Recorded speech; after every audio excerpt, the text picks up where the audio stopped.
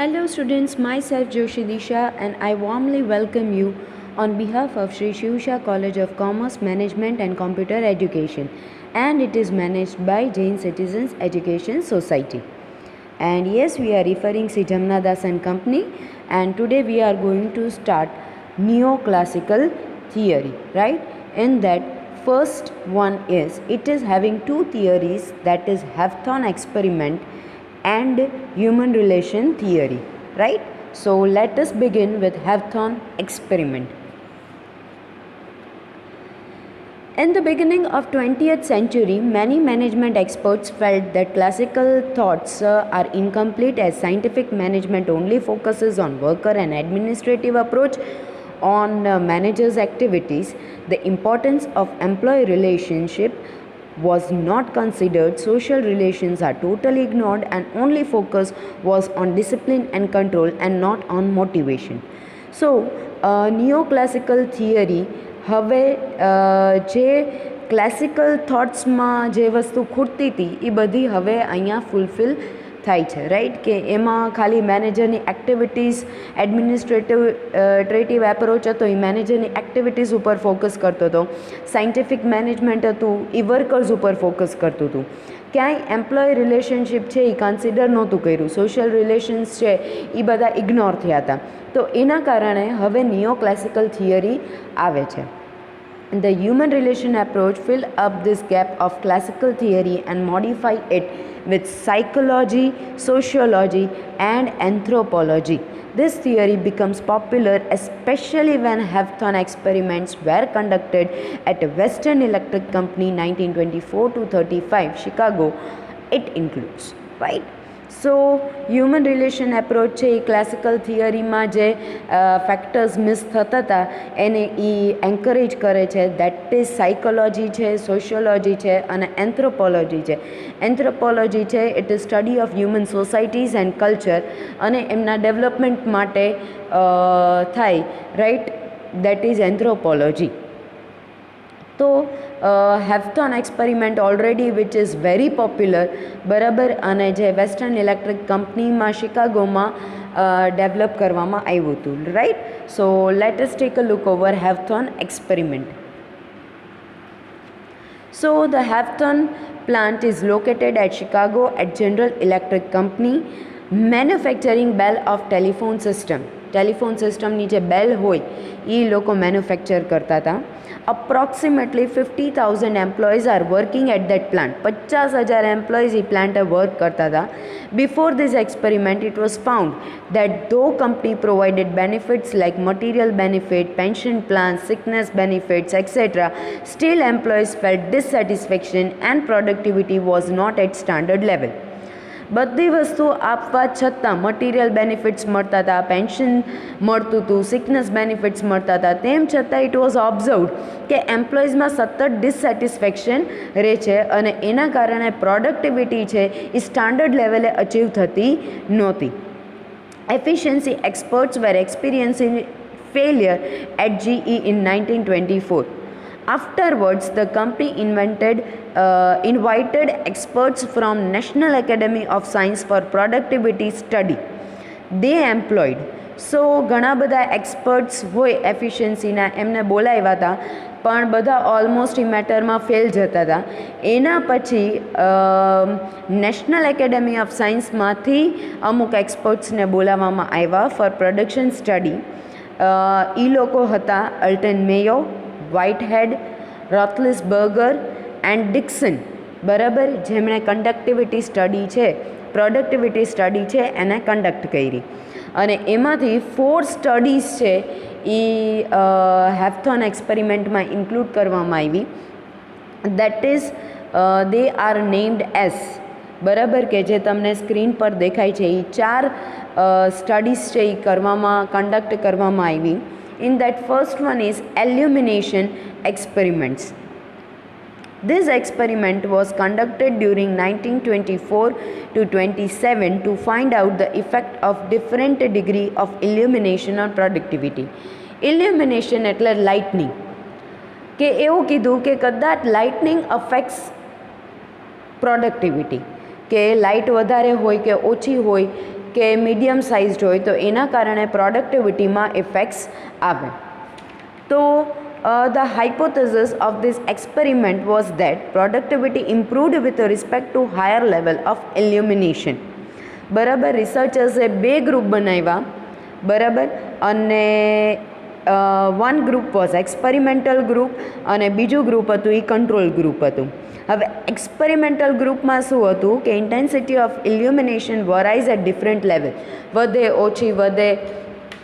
ઓછી થાય એવી રીતના એ લોકોએ વરાઈ કરી, બરાબર, અલગ અલગ લાઇટનિંગ ઇફેક્ટ્સ આપી. અને કંટ્રોલ ગ્રુપમાં ઇન્ટેન્સિટી ઓફ લાઇટનિંગ હતું એ કોન્સ્ટન્ટ લેવલે રાખ્યું.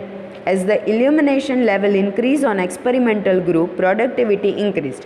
પછી એવું ઓબ્ઝર્વ કર્યું કે જેમ લાઇટ વધે છે એમ પ્રોડક્ટિવિટી વધે છે.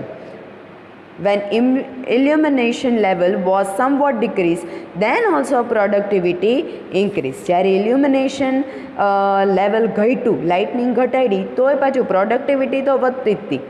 તો when the illumination level reaches at very low level, બરાબર, મૂનલાઇટ જેટલા લેવલે જોયું ત્યારે જ એવું ઓબ્ઝર્વ કરવામાં આવ્યું કે ભાઈ ઇટ ઇઝ ડિક્રીઝિંગ. તો એ તો હવે દેખાય નહીં એટલે તમારી કામ કરવાની કેપેસિટી છે એ ઓટોમેટિકલી ઘટી જ છે, બરાબર. તો therefore it was concluded that physical factors do not have any effect on productivity. કારણ કે ઘટાડી તોય વધ્યું, વધારી તોય વધ્યું, પછી તો સાવ ઘટાડે તો એ તો ઓબ્વિયસ વાત છે કે સાવ મૂનલાઇટ જેવું થઈ જાય તો પછી કોઈ વ્યક્તિ સરખું જોઈ ન શકે, એના કારણે એની પ્રોડક્ટિવિટી છે એ રિડ્યુસ થાય, બરાબર. તો દેટ વોઝ કન્ક્લુડેડ કે કોઈ પણ ઇફેક્ટ પ્રોડક્ટિવિટી ઉપર આની પડતી નથી, રાઈટ.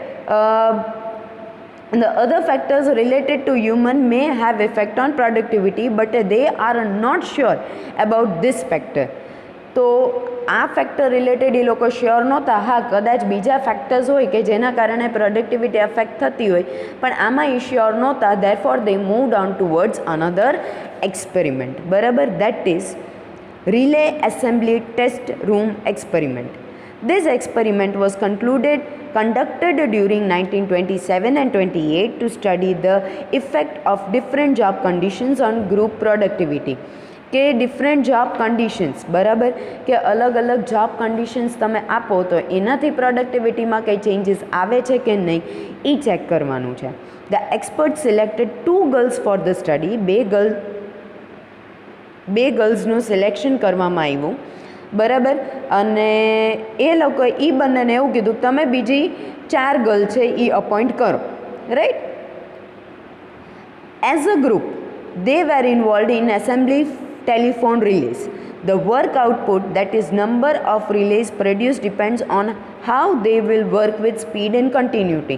હવે જોવાનું હતું કે કેટલી સ્પીડ અને કન્ટિન્યુટીથી એ લોકો વર્ક કરે છે. Experts made the changes in job conditions, બરાબર, from 4 to 12 weeks, 4થી 12 weeks સુધી, બરાબર, એ લોકોએ જોબ કન્ડિશન્સમાં ચેન્જીસ લાવ્યા. એક સુપરવાઇઝરને અપોઇન્ટ કર્યો અને બિફોર અપ્લાઇંગ ધ ચેન્જીસ, બરાબર, કોઈ પણ ચેન્જીસ આવે એની પહેલાં સુપરવાઇઝરે ગર્લ્સ સાથે ડિસ્કશન કર્યું. ગર્લ્સે ફ્રીલી પોતાના વ્યૂઝ છે એ શેર કરવાના હતા with the supervisor.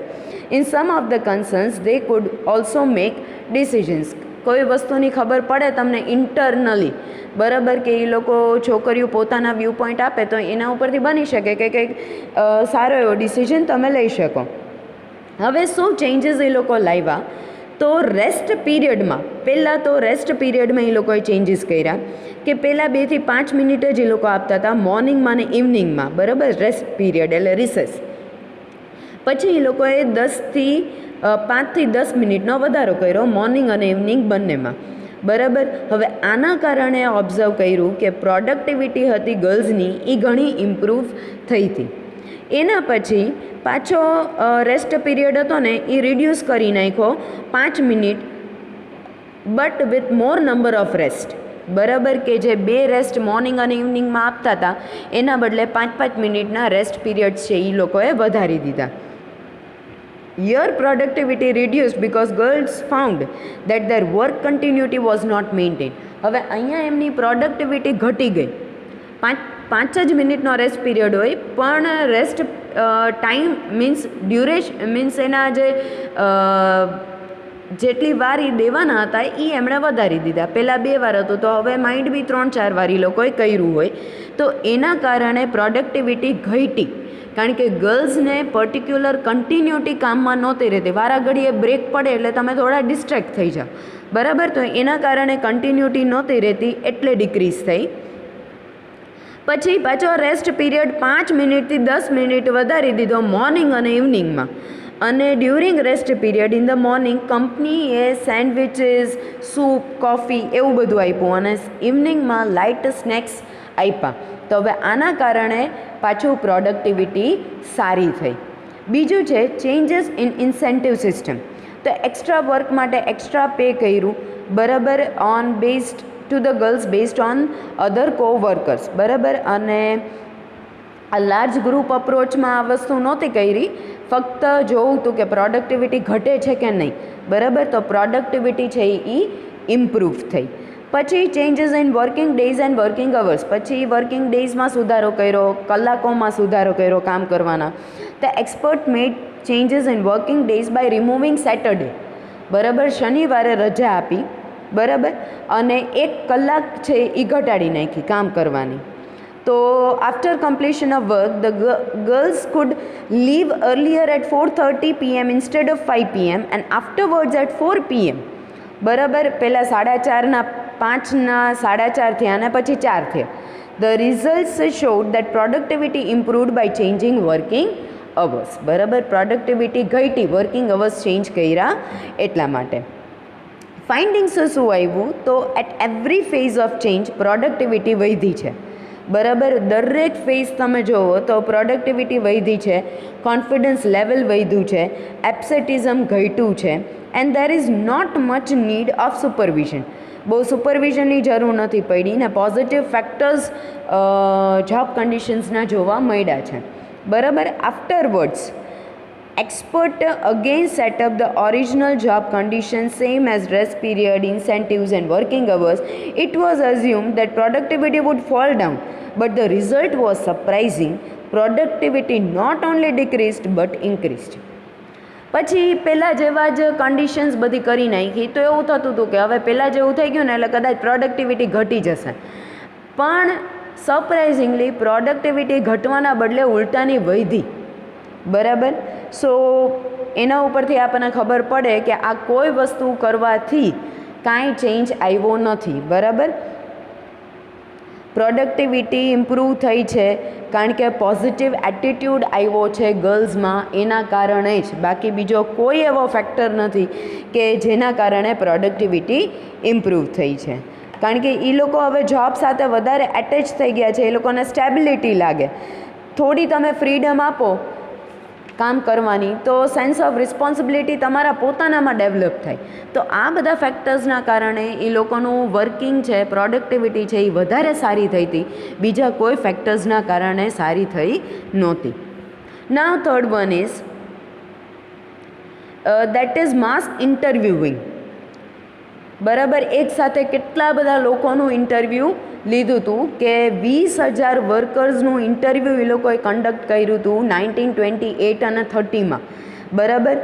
Two study the behaviour of employees towards organisation, બરાબર. એમ્પ્લોઈઝનું બિહેવિયર શું છે ટુવર્ડ્સ ઓર્ગનાઇઝેશન, પછી પોલિસીઝ, વેજીસની જે પોલિસીઝ છે એના રિલેટેડ, પ્રમોશન આપો છો તો એમાં એ કેવું રિએક્ટ કરે છે, સિક્યોરિટી, સુપરવિઝન. તો આ બધા ફેક્ટર્સ એવા હતા કે એમાં એ લોકોને સ્ટડી કરવું હતું કે હ્યુમન બિહેવિયર એકચ્યુઅલી શું છે. હવે પહેલાં સ્ટેજમાં એ લોકોએ ફોર્મલ ક્વેશ્ચન્સ જ પૂછ્યા કે તમારા ઓપિનિયન શું છે સેલરી સ્ટ્રક્ચર રિલેટેડ, તમે સેટિસ્ફાઈડ છો કે નહીં, બરાબર. તો આ મેથડથી જે એકચ્યુઅલ પ્રોબ્લેમ હતો ને પ્રોડક્ટિવિટીનો એ ઓળખાણો નહીં, બરાબર. પછી ક્વેશ્ચન્સનું ફોર્મેટ છે એ ચેન્જ કર્યું, બરાબર. અને more focus was given on listening and understanding, બરાબર. પછી this provided a sound base of human behavior study, બરાબર.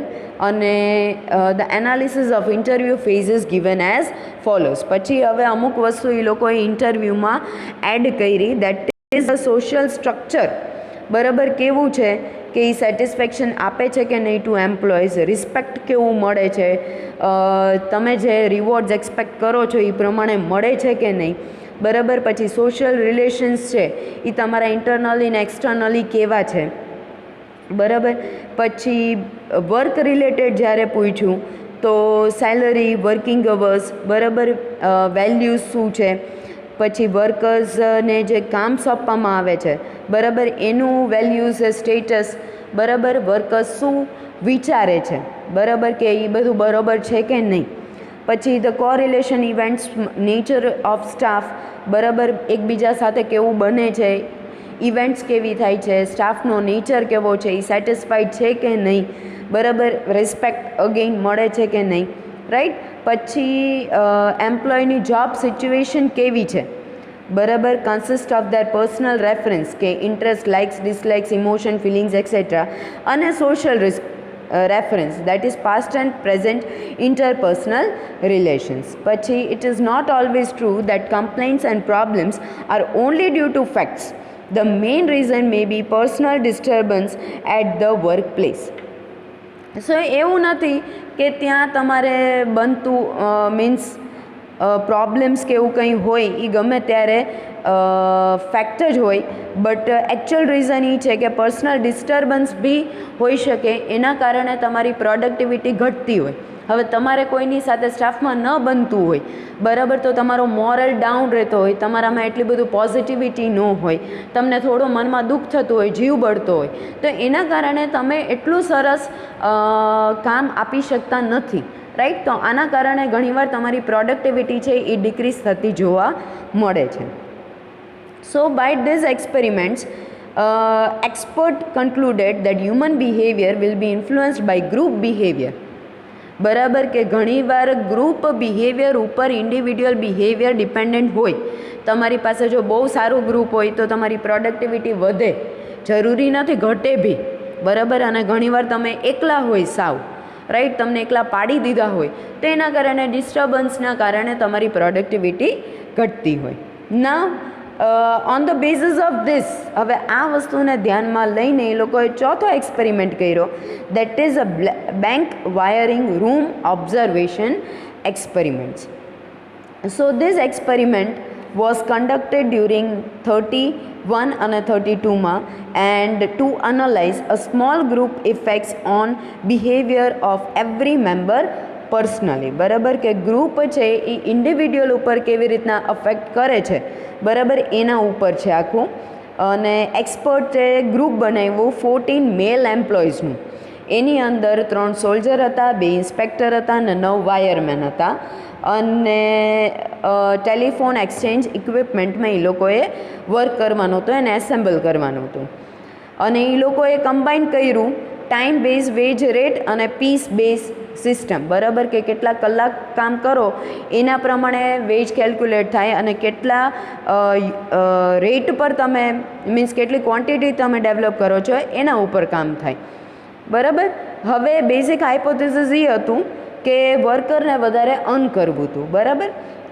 તો વધારે અર્ન કરવું હોય તો એ લોકોએ વધારે કામ કરવું પડે, બોનસ સ્ટ્રક્ચર બનાવ્યું, બરાબર, અને કોઓર્ડિનેશન લાવ્યા બિટવીન વર્કર્સ વિલ ઇન્ક્રીઝ, બરાબર, કે આના કારણે કોઓર્ડિનેશન વર્કર્સનું વધશે.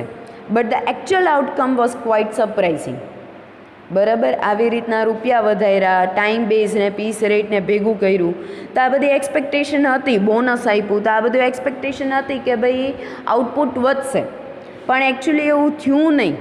એનું રીઝન શું કે વર્કરને અનસેફ ફીલ થયું રિગાર્ડિંગ ધેર જોબ, બરાબર, કે એમને એમ થયું કે વધારે પડતું પ્રોડ્યુસ કરી લેશે અને ઝાઝું પ્રોડક્શન થઈ જશે તો એમને એમ કહી દેશે કાલથી ન આવતા, બરાબર. બીજું એ હતું કે ટાર્ગેટ જો આ વખતે એ લોકો બહુ મોટો અચીવ કરી લેશે તો પછી આના પછી બી વધારે મોટો ટાર્ગેટ એ લોકોને આપશે અને એ કદાચ અચીવ ન કરી શકે તો પાછો જોબમાં ખતરો થાય, રાઈટ. પછી વર્કર્સને એકબીજા સાથે એટલા સારા રિલેશન્સ છે કે એ લોકોને વર્કર્સના ફેમિલીની ચિંતા થઈ કે એ લોકો એટલું બધું એમ કે જે ફટાફટ કામ કરી નાખતા હતા એ પછી વધારે પ્રોડ્યુસ નહોતા કરતા. એ લોકો શું કરતા હતા કે જે ધીમું કામ કરતા હતા ને એમને સપોર્ટ કરવા જતા હતા. એટલે શું થાય કે ઓલમોસ્ટ ઇક્વિવેલન્ટ જેટલું થતું હોય ને એટલું જ પ્રોડક્શન થાય. બરાબર. અને ફોર્થ પોઈન્ટ કે એ લોકોએ એવું ફિક્સ્ડ સર્ટન લેવલ રાખ્યું કે જે એ લોકો પ્રોડ્યુસ કરી શકે કે જેનાથી બહુ વધારે નહીં ને સાવ ઓછું નહીં, એમ લેવલ વાઇઝ, કે જેના કારણે એમની જોબ સિક્યોરિટી છે એ મેન્ટેન રહે. સાવ ઓછું કરે તોય ખતરો થાય, વધારે કરે તો એમને ટાર્ગેટની બીક હતી પછી પાછો વધારે આપે. એટલે એ લોકો એક સર્ટન લેવલ ફિક્સ કરી નાખ્યું કે આપણે આટલું જ પ્રોડક્શન કરવાનું, એનાથી વધારે નહીં ને ઓછું નહીં. Right. So, by performing in these 4 ways, they set certain personal standards and norms. એમણે પોતાએ તે આવી રીતના અમુક વસ્તુ નક્કી કરી નાખી. બરાબર. Every worker has to restrict the output, otherwise he is considered a rate buster. બરાબર.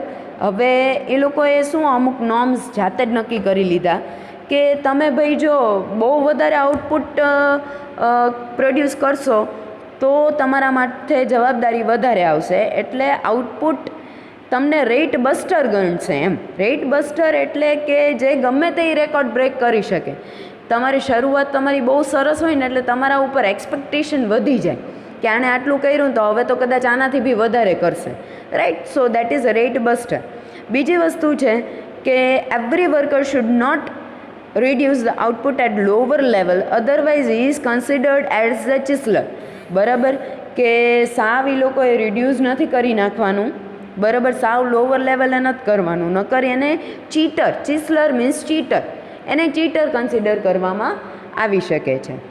દેન થર્ડ પોઈન્ટ ઇઝ કે worker should not complain is supervisor regarding any of his કો વર્કર.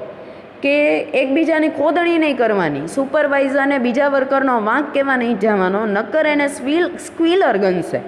બરાબર. સ્ક્વીલર એટલે શું કે જે કોન્ફિડેન્શિયલ ઇન્ફોર્મેશન હોય, બરાબર, કે જે કોઈને ન કહેવાની હોય, કોન્ફિડેન્શિયલ એટલે ગોપનીય, બરાબર, એવી ઇન્ફોર્મેશન હોય એ જઈને બીજાને કહી દે, દેટ ઇઝ સ્ક્વીલર. બરાબર. That is not a good point. એ સારી વસ્તુ મોસ્ટ ઓફ ધી પોઈન્ટ્સમાં એને સારી વસ્તુ કન્સિડર નથી કરતા.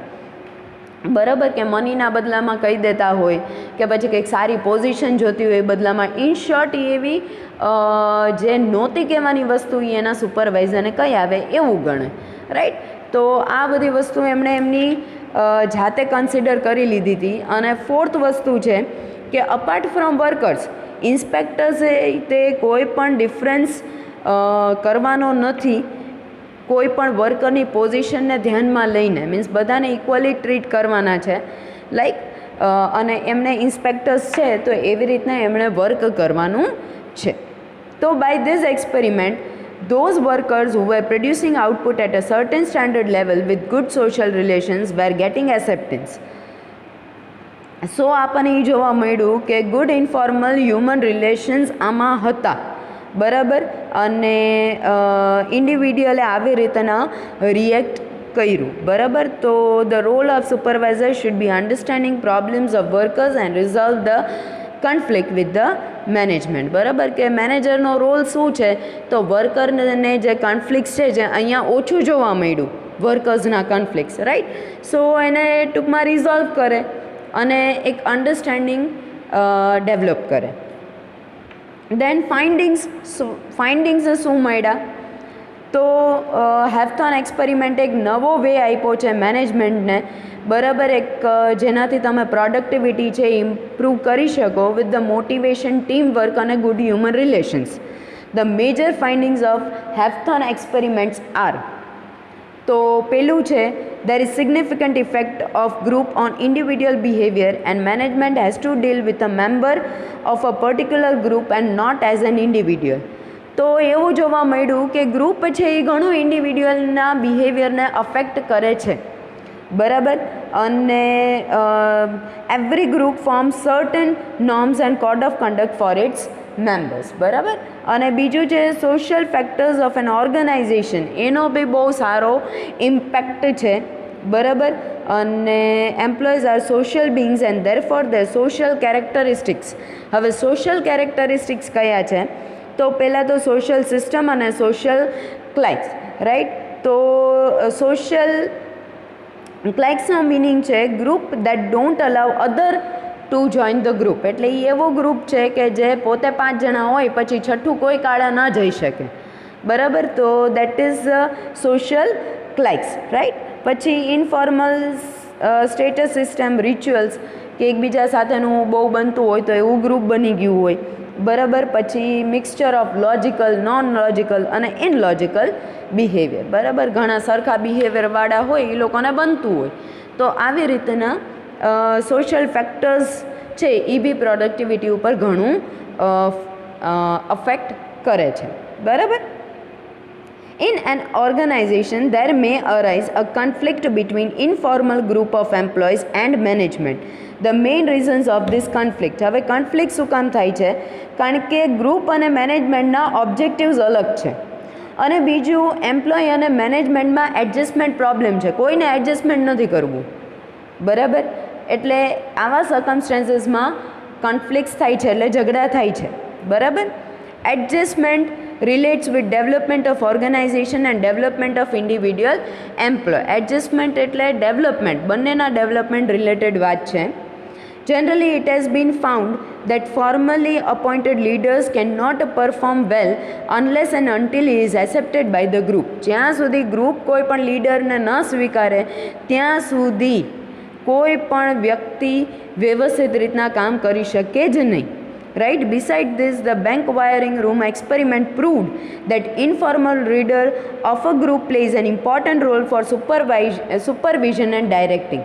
કે આપણે એ જોયું બેંક વાયરિંગમાં, એ એક્સપેરિમેન્ટમાં, કે ઇન્ફોર્મલ લીડર હોય ને, કે જેને એમને ઓર્ગેનાઇઝેશને ડિક્લેર ન કર્યો હોય પણ અંદરો અંદર ગ્રુપ એક લીડર માની લીધો હોય, તો એનું બહુ વધારે ઇમ્પેક્ટ છે, એની બહુ ઇફેક્ટ પડે છે બીજા ઇન્ડિવિડ્યુઅલ્સ ઉપર, અને એના કારણે પ્રોડક્ટિવિટી છે એ અફેક્ટ થાય છે, બરાબર.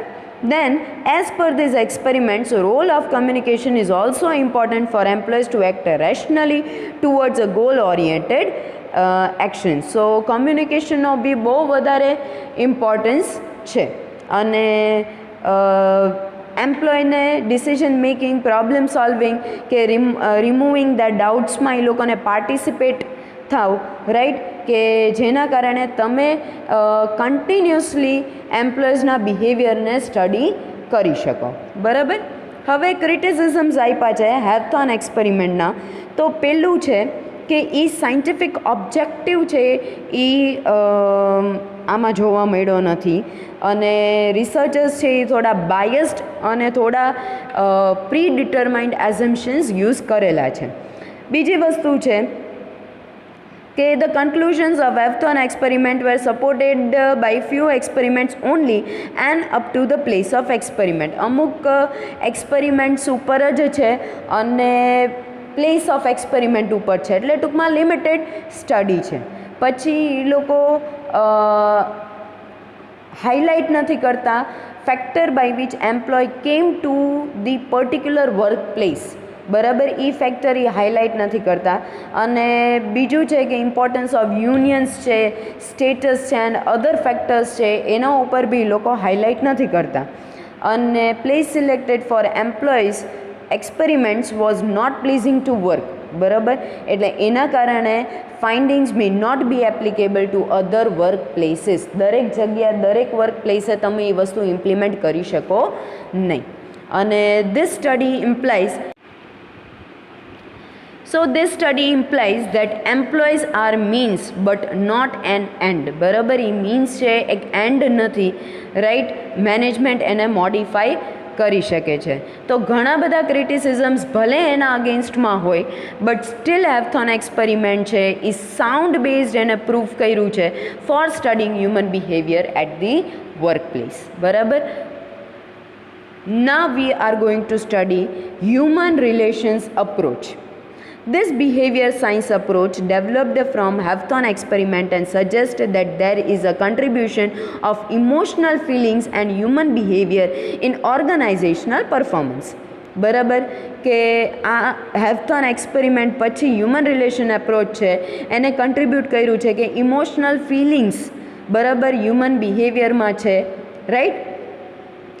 એ સાયકોલોજી, સોશિયોલોજી ને એન્થ્રોપોલોજીને ઇમ્પોર્ટન્સ આપે છે ફોર મેનેજિંગ પીપલ. બરાબર, experts believe that employees are social being, so social relations will improve their job performance and opportunity level.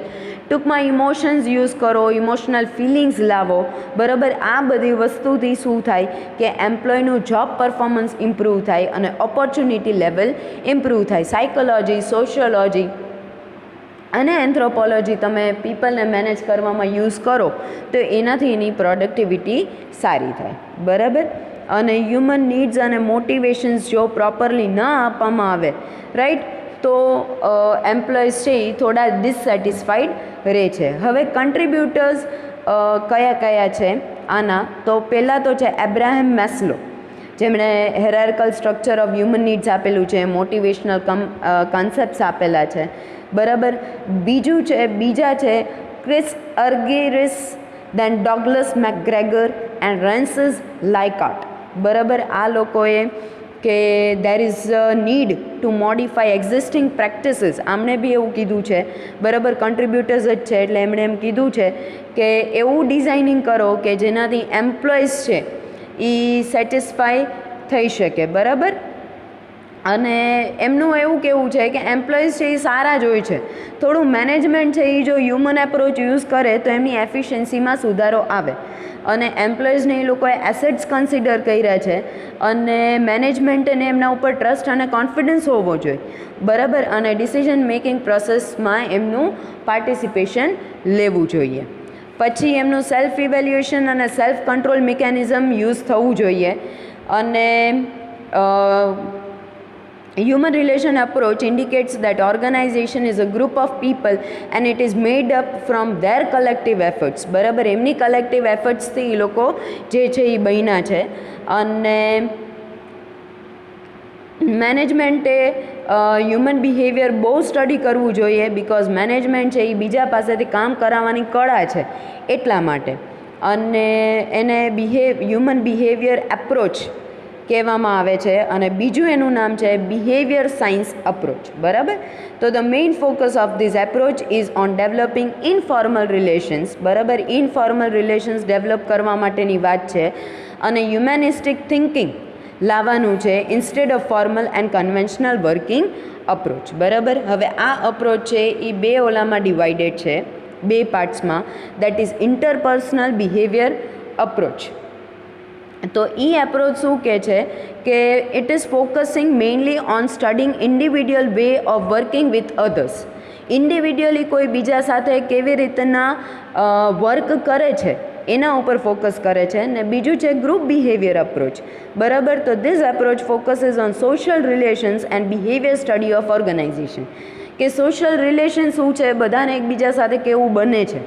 બરાબર, હવે એના ફીચર્સ શું છે, તો managers should properly use various directing tools. બરાબર, મેનેજર્સે વ્યવસ્થિત ડાયરેક્ટિંગ ટૂલ્સ યુઝ કરવા જોઈએ, એટલે મોટિવેશન આપવું જોઈએ, લીડરશિપ સારી એવી પ્લે કરવી જોઈએ કે જેના કારણે એમ્પ્લોઈઝ છે એ સેટિસ્ફાઈડ ફીલ કરે. કમ્યુનિકેશન છે એ પરફેક્ટ હોવું જોઈએ. બરાબર, અને જે કોઈ ડિસિઝન મેનેજર્સ લે એ હ્યુમન બિહેવિયરને સ્ટડી કરીને લે. બરાબર, અને એ લોકોએ એવું એક્સેપ્ટ કરવું કરે છે કે જે બી આપણે ઓબ્જેક્ટિવ્સ અચીવ કર્યા છે એ એમ્પ્લોઈઝની અને આપણી કલેક્ટિવ એફર્ટ્સથી જ કર્યા છે. બરાબર, અને એના કારણે મેનેજર્સે એ અકોર્ડિંગ ડિસિઝન્સ લેવાના છે. પછી પ્રોડક્ટિવિટી, કોન્ફિડન્સ લેવલ અને મોરલ ઓફ એમ્પ્લોઈઝ છે એ રાઇઝ થાય છે જો તમે આ બધી વસ્તુ છે હ્યુમન રિલેશન છે એ વર્ક પ્લેસમાં લાવો.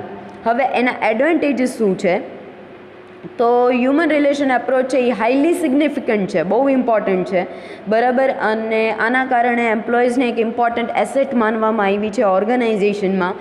અને એમનું કન્ટ્રીબ્યુશન છે, એમની મહેનતને રેકોગ્નિશન મળ્યું છે કે ભાઈ આમની કલેક્ટિવ એફર્ટ્સથી અને મીન્સ આપણીને એમની કલેક્ટિવ એફર્ટ્સથી પ્રોફિટ મળ્યું છે. પછી એફિશિયન્સી અને ઇફેક્ટિવનેસ વધે છે એમ્પ્લોઈઝની આના કારણે, અને સેટિસ્ફેક્શન એમ્પ્લોઈઝમાં વધે છે. બરાબર, હવે લિમિટેશન શું છે, તો આ સિમ્પલ છે ટુ અન્ડરસ્ટેન્ડ, પણ આને ઇમ્પ્લિમેન્ટ કરવું, અમલમાં મૂકવું બહુ વધારે અઘરું છે. હ્યુમન રિલેશન ફેક્ટર્સને ધ્યાનમાં રાખીએ પણ અધર ઓર્ગેનાઇઝેશનલ ફેક્ટર્સ એ ધ્યાનમાં લેવા પડે છે. અને એક લોકોને તમે સમજો, એક માણસને સમજી ગયા એટલે એ બધા માણસ એવી રીતના જ રિએક્ટ કરે, ઇટ ઇઝ નોટ સો. બરાબર, બધાનું થિંકિંગ, બધાનું પરસેપ્શન છે એ અલગ અલગ છે. એટલે એવું નથી કે એક વસ્તુ તમે એક માણસમાં યુઝ કરી તો બીજાનું થિંકિંગ અલગ હોય તો એ મેથડ છે એ એમાં ઇમ્પ્લિમેન્ટ થાય નહીં. પછી more focus on human relation and behaviour study leads to inefficiency and ignorance of work from employee side. ઘણીવાર એવું થાય કે બહુ તમે પછી ઇમ્પોર્ટન્સ આપો તો તમને ટેકન ફોર ગ્રાન્ટેડ લે, એટલે સારું કરવાના બદલે ઉલટાનું એ લોકો ખરાબ કામ કરવા માંડે, right. So that is the point. અને આઉટપુટ જે એનું છે હ્યુમન રિલેશનનું, એ એક પર્ટિક્યુલર પ્લેસ સુધી જ છે. બીજી જગ્યાએ, બીજા લોકેશન્સ કે સિચ્યુએશન્સમાં તમે આ એક જ વસ્તુ ઇમ્પ્લિમેન્ટ કરી શકો નહીં. અને this approach focuses only on behaviour study, ફક્ત બિહેવિયર સ્ટડી ઉપર ફોકસ કરે છે અને ધ્યાનમાં નથી લેતું આઉટપુટ અને ઓર્ગેનાઇઝેશનલ પરફોર્મન્સને, રાઈટ. તો એ એક થોડો ડ્રોબેક છે, બરાબર. So thank you dear students, we had completed this 2 experiments and theories approach.